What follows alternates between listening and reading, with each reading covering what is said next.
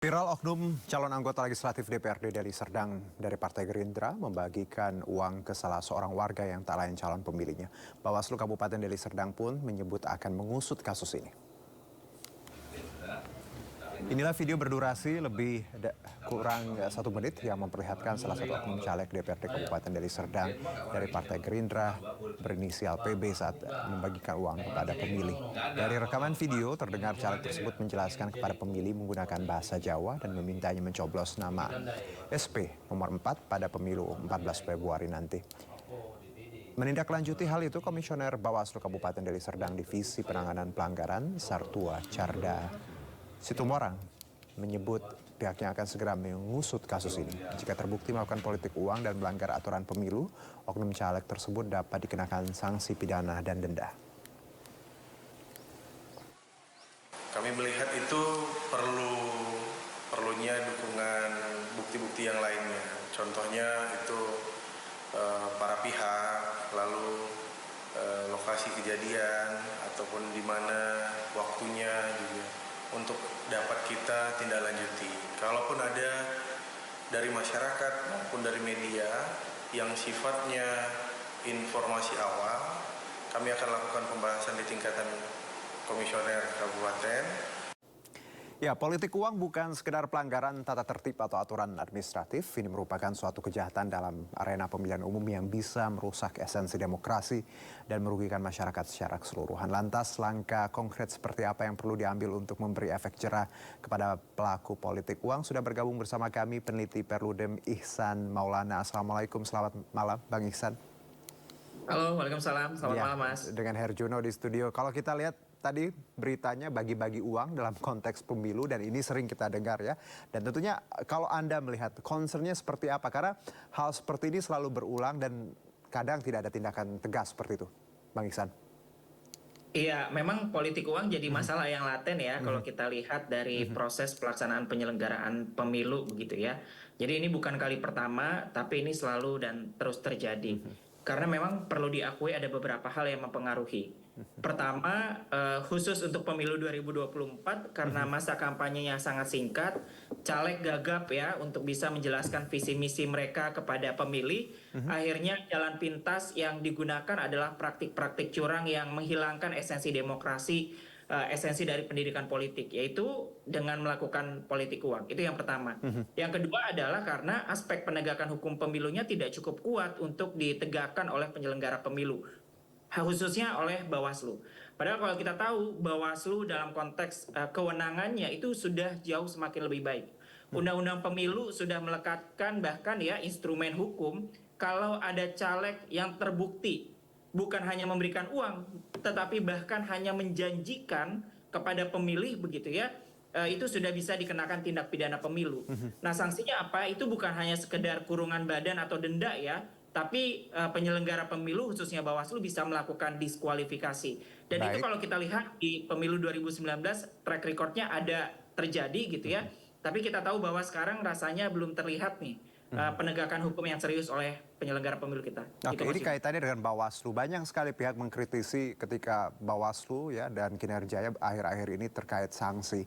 Ini juga concern karena ini badan yang tentunya sebagai pengawas. Kalau dari Anda, Bang Ihsan, bagaimana Anda menilai Bawaslu? Iya, memang bahkan keberanian Bawaslu yang masih dinantikan oleh publik itu menjadi catatan awal tahun kami ya di Perludem. Kami masih menanti gebrakan kewenangan yang dimiliki oleh Bawaslu untuk berani mengusut salah satunya politik uang begitu. Karena sejauh ini aspek penanganan pelanggaran termasuk tindak pidana pemilu yang dilakukan oleh Bawaslu memang laporan itu masuk dan diterima. Tetapi ketika itu ditindaklanjuti rasanya itu belum memuaskan keinginan publik padahal bukti-bukti pelanggaran, unsur-unsur tindak pidana pemilu itu sudah cukup terang benderang. Nah, jadi ada pertanyaan dari publik, kenapa Bawaslu seperti ini gitu ya? Ada kekhawatiran bahwa dengan kewenangan yang sangat besar tidak mampu dimaksimalkan dan bukan tidak mungkin publik akan khawatir nanti bentuk kecurangannya akan menumpuk begitu ya dan hasilnya jangan sampai nanti publik bisa tidak percaya nih dengan hasil pemilu karena banyak diwarnai oleh kecurangan tapi tidak mampu diselesaikan oleh Bawaslu. Baik, bicara sanksi sendiri, kalau tadi Anda menyebutkan harusnya didiskualifikasi, apakah penerima juga harusnya menerima sanksi menurut Anda? Karena ini bagian edukasi kita, bagaimana sebenarnya politik uang jelang pemilu tentu hal yang sangat dilarang seperti itu.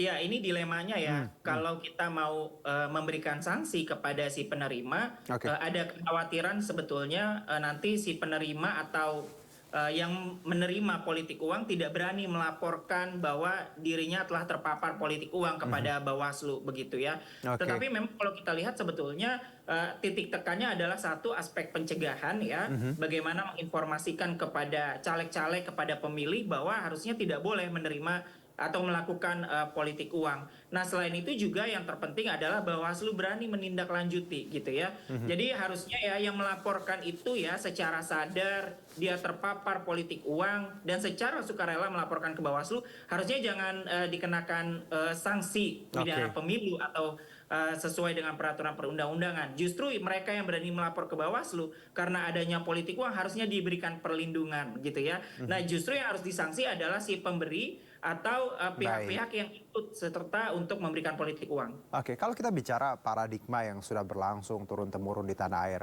Bang Iksan, bahwa ketika ada pemilu ya, tentunya serangan fajar, praktek-praktek ini kan memang sudah berlangsung lama dan akhirnya menjadi suatu kebiasaan dan ditoleransi oleh banyak pihak. Menurut Anda apa langkah yang, ya kalau tadi larangan ya pasti ada seperti itu disebutkan, diulang-ulang, tapi apa yang harus dilakukan masyarakat sendiri agar paham bahwa hal ini merusak demokrasi karena setiap orang yang berani bayar misalnya 100.000 tentunya mereka berani gambling di situ dan tentunya akan nilai kerugian yang kita dapat nantinya bukan hanya nilai nominal 100.000 tapi oknum tersebut pasti akan memanfaatkan jabatannya dan mengeruk keuntungan. Gimana Bang Iksan? Iya, pertama mekanisme hukumnya harus berjalan. Baik. Karena mungkin kita bisa meyakinkan publik bahwa mereka bisa melapor, data diri mereka bisa dilindungi begitu ya ketika mereka terpapar politik uang kalau mekanisme pelanggaran hukumnya tidak berjalan.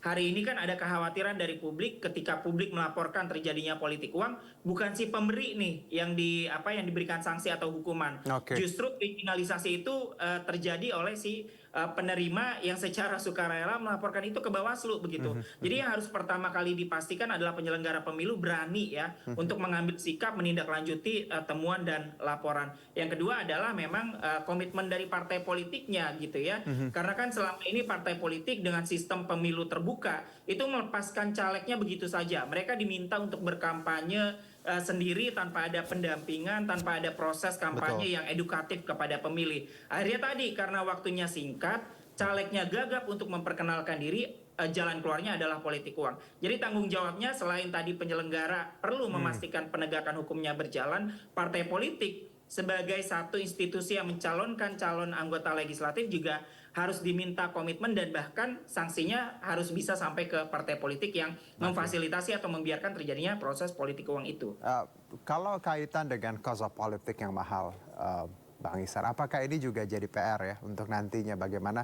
Karena kita tahu ketika bicara kontestasi ini harganya nggak murah.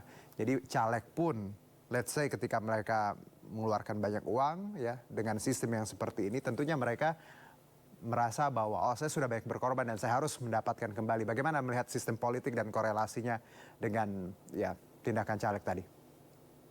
Iya, pertama memang ada riset ya soal biaya politik yang cukup mahal. Apalagi di dapil-dapil yang disebut sebagai dapil neraka misalnya. Kos politiknya sangat besar, bisa 5-15 miliar untuk satu caleg. Melakukan kampanye gitu ya. Itu untuk di dapil-dapil yang kita sebut sebagai dapil neraka. Seperti misalnya DKI Jakarta begitu ya. Dan juga belum lagi kalau kita bicara sampai dengan ke tingkat bawah. Nah memang perlu ada reformasi ya dalam konteks ini adalah bagaimana proses pencalonan harus jauh lebih murah, harus jauh lebih mudah dan juga terbuka.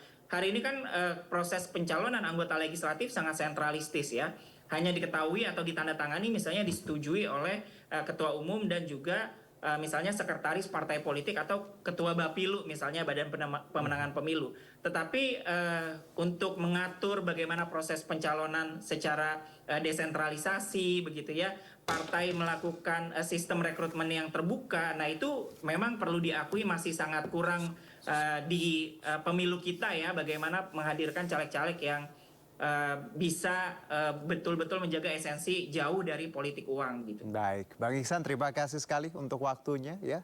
Dan kita harapkan ada tindakan tegas agar praktek-praktek serangan fajar ini tidak menggerogoti demokrasi yang sedang kita perjuangkan. Terima kasih Iksan Maulana dari Perudem. Selamat malam. Baik, terima kasih Mas Yuno, selamat malam.